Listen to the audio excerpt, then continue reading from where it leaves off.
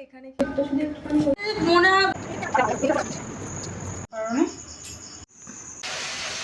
Everyone, আজকে হচ্ছে রান্না পুজো। তো আমি হচ্ছে সবজি কাটতে চলে এসেছি। আর আমাদের নিয়মে হচ্ছে চালতাটা প্রথমে কাটতে হয়, তো সেই জন্যই আমি চালতা কাটতে বসে পড়েছি। আর আজকে কিন্তু ব্লগটা খুব ইন্টারেস্টিং হতে চলেছে, কেউ কিন্তু মিস করবে না, কেটে দেখবে না, পুরো ব্লগটা কিন্তু দেখবে। তো আশা করছি তোমাদের খুব ভালো লাগবে। দেখো এখানে সব সবজিগুলো ধুয়ে রেখেছে মা। আর কিন্তু সবজিগুলো ধোবো না আমরা, কুমড়ো ধোয়া, সব কিছু ধোয়া। আর এদিকে দেখো নারকেলটাও কিন্তু ফাটানো হয়ে গেছে। তো সব ধোয়া হয়ে গেছে, তো এবার কাটবো সবজিগুলো। ওইটা ছাড়িয়ে এরম ছাড়াতে হবে সুন্দর করে। বুঝতে পেরেছি, এবার ছাড়িয়ে রাখতে হবে, তাই তো?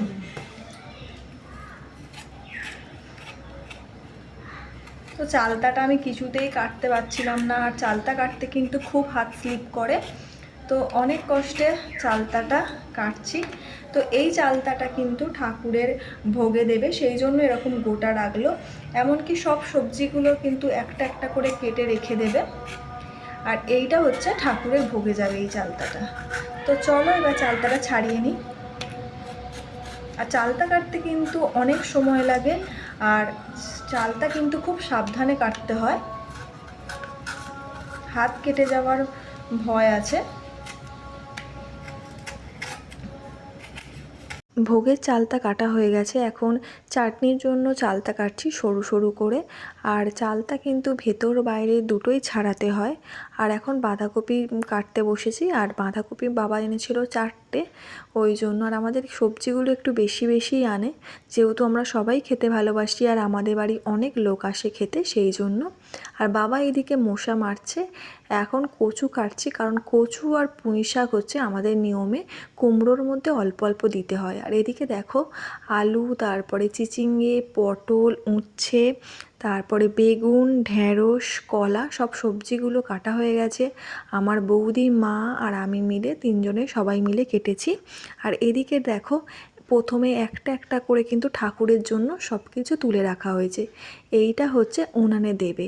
মা এবার চলে এসছে পুরো একদম রেডি হয়ে, কারণ ঠাকুরকে এবার এগুলো দিয়ে প্রণাম করবে। তো দেখো উনানের সামনে কিন্তু মা ওই কেটে রাখা সবজিগুলো দিল, আবার হচ্ছে ওর সাথে ইলিশ মাছ আর কাটা পোনা মাছ, মানে কাতলা কাটা। তো আমাদের যে মাছগুলো খাওয়ার জন্য আনা হয়েছে, তো ওখান থেকে মা ওই দুটো মাছ দিয়েছে ঠাকুরকে, আমাদের নিয়মে ওটা দিতে হয়। দিয়ে ফুল দিয়ে মা এখন ভালো করে মা পুজো করে নিচ্ছে।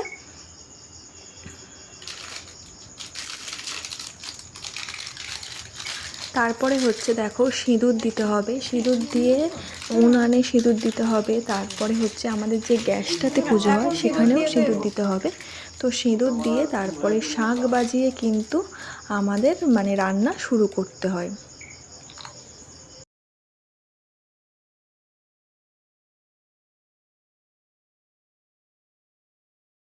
তোমাদের নিয়মে কি কি হয় একটু আমাকে বলো কিন্তু। এবার হচ্ছে মা ঠাকুরের ভোগটা আগে বসাবে, সেই জন্য মাটির হাঁড়ি মা বসিয়ে দিচ্ছে। আমাদের আবার ঠাকুরের ভাত করে হাঁড়ি থেকে আবার কিন্তু মালসার মধ্যে ঢালতে হয়। তো দেখো মা এদিকে উনানটা ধরিয়ে নিচ্ছে। আর উনানটা ধরানো হয়ে গেলে কিন্তু মা প্রণাম করে নেবে।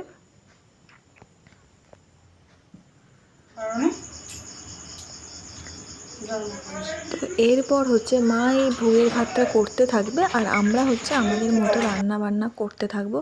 এদিকে এখন আমি গ্যাসে ছাই করব বলে সেই জন্য চলে এসেছি, কারণ এদিকে মা ভোগের ভাত করছে, ওদিকে গ্যাসে হচ্ছে মা ভাত বসিয়েছে, আর বৌদি হচ্ছে মাছ ভাজছে, সেই জন্য। তো আমি কি করব, সেই জন্য আমি ছাইটা করছি। ছাই ওদিকে পায়েসটা, মানে আমাদের রান্নাটা 3 জায়গায় হচ্ছে, এটা হচ্ছে ভেতরে চলে এসেছি। তো এখন আমি দুধ গুলে নিচ্ছি পায়েসের জন্য। এখানে হচ্ছে আমি 500 চাল নিয়েছি, আতপ এই গোবিন্দভোগ চাল। আর হচ্ছে মানে 500 হচ্ছে এরকম আমুল দুধের প্যাকেট নিয়েছি, আর 500 দুধ হচ্ছে মাদার ডেয়ারি নিয়েছি। তো এখন হচ্ছে আমি এই দুধটা গরম জলে গুলে রাখছি, তো ওটা পরে দেবো। আর এদিকে হচ্ছে আমি ছাইটা করে নিচ্ছি। দেখো ছাইটা কিন্তু মোটামুটি হয়ে এসছে প্রায়, আর একটু হলেই কিন্তু হয়ে যাবে। তো আর এদিকে হচ্ছে দুধ বসিয়ে দিয়েছি পায়েসের জন্য। তারপরে দেখো চলে এসেছি, ছাই হয়ে গেছে। এখন কি করব, চালতার চাটনিটা ওই জন্য করে নিচ্ছি, যেগুলো এমনি সহজ সহজ কাজ তাড়াতাড়ি হয়ে যাবে। আমি মাকে বলেছি যে আমাকে দিয়ে দাও, আমি করে নিচ্ছি। আর হ্যাঁ, আমার জন্য কিন্তু কুমড়োটা থাকবে, কারণ কুমড়ো রান্নাটা আমি প্রতি বছরই করি আর এবছরও করব। দেখো চাটনি হয়ে গেছে, এদিকে পায়েসটাও মোটামুটি দেখো কাজু কিশমিশ দিয়ে দিয়েছি, তো মোটামুটি হয়ে গেছে। এদিকে আমি পটল ভাজতে চলে এসেছি, কিন্তু এই কড়াটায় না পটল ভাজতে অসুবিধা হচ্ছে, সেই জন্য আবার উনানে চলে গেছি, বৌদিকে দিয়ে দিয়েছি মাটির কড়াতে, মাটির কড়া বলছি, লোহার কড়াতে করার জন্য। আর এদিকে হচ্ছে পিঠে হবে বলে সেই জন্য আমি কিন্তু পিঠে গুলতে চলে এসেছি। আর মা দেখো এদিকে মাছগুলো ভাজছে, আর কিছুটা মাছ বৌদিও ভেজেছিল। তারপরে বৌদি বলল সবজি ভাজবে, সেই জন্য উনানে চলে গেল। মানে যখন যার মনে হচ্ছে যে এটা করতে ভালো লাগছে তার, সে সেরকমভাবে করছে। মানে এরকম নেই যে সে শুধু একটা কাজই করে যাচ্ছে। তো দেখো বৌদি ওখানে চিচিঙ্গে ভাজছে, আর আমি এদিকে পিঠের গোলাটা আমার মোটামুটি হয়ে গেছে। তো এবার আমিও চলে এসেছি। বৌদি বলল যে একটুখানি ওপরে যাবে ফোনটা চার্জ দিতে, সেই জন্য আমি একটুখানি সবজিটা নাড়িয়ে দিচ্ছি। তো এদিকে দেখো আমাদের থালার মধ্যে কিন্তু ওই যে মশলাটা করে রেখেছিলাম ভাজা, সেই মশলাটা কিন্তু ছড়িয়ে দেয়, তার ওপর কিন্তু সবজিগুলো দেয়, আবার সবজিগুলো ভেজে রাখার পর কিন্তু আবার ওই মশলাটা ছড়িয়ে দেয়। এদিকে এখন কিন্তু আমি পিঠে করতে চলে এসেছি, আর দেখো এত পিঠে কিন্তু ভাজা হয়ে গেছে। এবছর পিঠেটা আমি তাড়াতাড়ি করে নিচ্ছি, কারণ প্রতি বছর আমার দিদি পিঠে করে, তো ও এবছর আসতে পারেনি, তো আমি এবছর পিঠেটা করছি। আর ওই জন্য দেখো তাড়াতাড়ি বসেছি বলে পিঠেটাও খুব তাড়াতাড়ি হয়ে যাচ্ছে, আর অনেক পিঠে কিন্তু করতে পারছি। আর পিঠে করতে কিন্তু আমার খুবই মজা লাগছে। পিঠে করতে করতেই অনেকটা সময় লেগে গেল, এখন প্রায় 12:30 এরকম বাজে। তো দেখো ভাজাভুজি মোটামুটি হয়ে গেছে, আর একটা দুটো হলেই হয়ে যাবে। আর আমি এদিকে পিঠেটা এখনও ভাজছি, তো পিঠেটা হয়ে গেলে আমি তারপরে কুমড়ো রান্না করতে বসবো। কেন বলো তো, কুমড়ো রান্না করতে কিন্তু অনেকটাই দেরি হয়, সেই জন্য। আর কুমড়ো কি বলো তো, আমাদের 10 কেজি কুমড়ো এনেছে, তো 10 কেজি কুমড়ো রান্না করতে কিন্তু প্রায় 2 ঘন্টার মতো সময় লাগবে, কারণ একদম পুরো রসটাকে মারিয়ে একদম সেই চচ্চড়ি টাইপের করে ফেলে। তো তোমাদেরকে আমি দেখাচ্ছি। তো দেখো কুমড়ো কিন্তু মোটামুটি একদম শেষের পর্যায়ে, চিংড়ি মাছও দিয়ে দিয়েছি, তো কুমড়োটাকে দেখতে কিন্তু এই রকম লাগছে। আর সত্যি কথা বলতে এই কুমড়োটা করতে কিন্তু অনেক কষ্ট হয়েছে, আর আমার মা কিন্তু এই কুমড়োটা করতে অনেক হেল্প করেছে। যখন আমি নাড়তে পারছিলাম না, মা কিন্তু এসে এসে নেড়েছে। আর এই দেখো এবার সরাতে এরকমভাবে মশলাটা লাগিয়ে নিচ্ছি। তো বাঁধাকপি, ডাল আর কুমড়ো আমরা সরাতে রাখি, তো আমরা 3টে সরাতেই কিন্তু এইভাবে মশলা রেখেছি। আর ভাজাভুজি যেখানে রেখেছি তোমাদের তো দেখালামই আগে, যে এইভাবে একই প্রসেসে মানে মশলাটাকে আগে দিয়ে নিচ্ছি।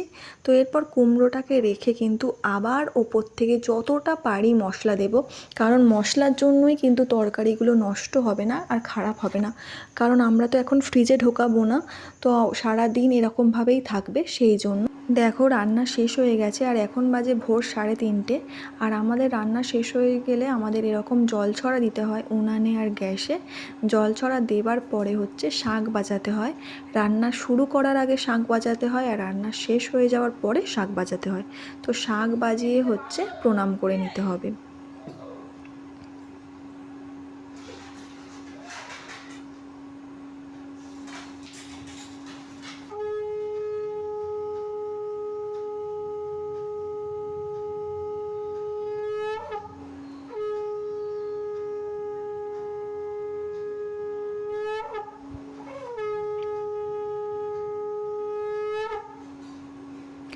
তারপরে তোমাদেরকে তো আমি দেখাবই যে তারপরের দিন পান্নার দিন আমাদের কিভাবে পুজো হয়, সব কিছুই আমি দেখাবো।